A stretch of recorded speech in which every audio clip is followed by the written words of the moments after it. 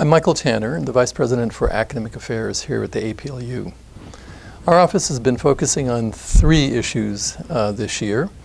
The first is the use of information technology in the learning process, and in particular forming a personalized learning consortium to gather universities and colleges together to work to adapt sophisticated information techniques, data analysis, cognitive sciences, to improve the learning process for students.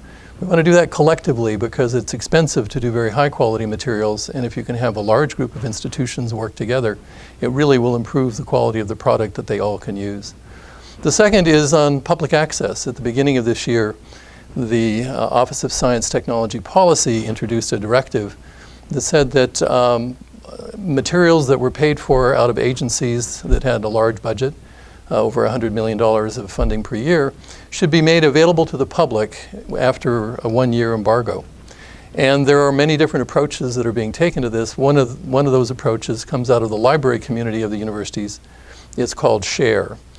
And SHARE is about the coordination of notification when a publication has been put out into the public domain.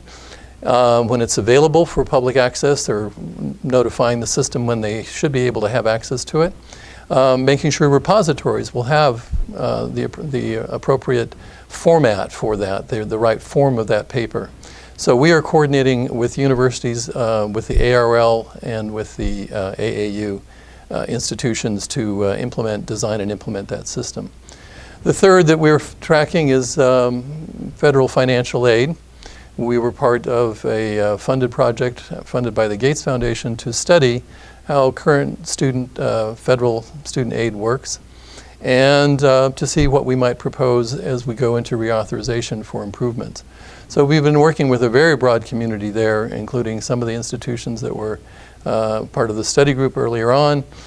We've been in discussion with the other presidential higher education associations to suggest different ways that the federal aid might be made more effective for the students, making sure that institutions that are really doing a good job for their students are being rewarded, that those that are serving their students poorly are eliminated ultimately from the program, providing incentives all across the board to improve the use of federal student aid. The Personalized Learning Consortium at this point has 24 institutions, not all of them APLU. It is open to non-APLU institutions. And we are meeting to decide what would be the first agenda. Over the course of this year, I hope that we'll be working on some significant projects, either in course development, the development of course materials, possibly in the development of integrated planning and advising systems that are in use in a number of institutions to track how students are doing, give them advice, notify their advisors if they seem to be veering off the path that will lead them to a timely graduation.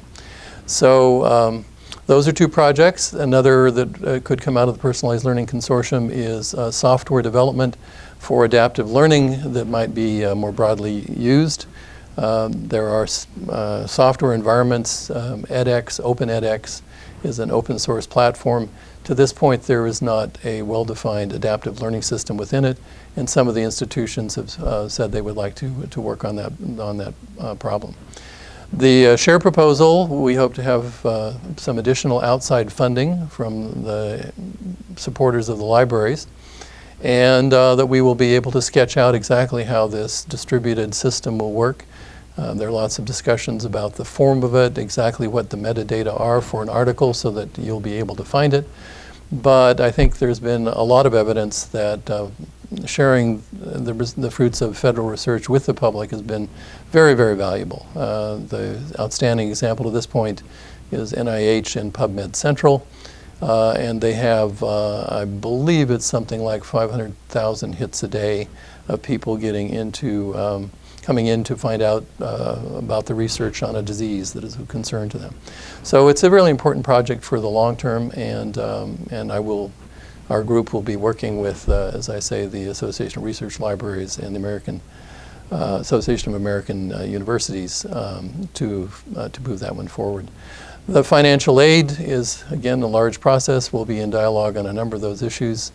And there's likely to be changes when the next higher education reauthorization occurs, and it's in preparation for that we've been wanting to look very carefully, delving more deeply into some of the issues in financial aid.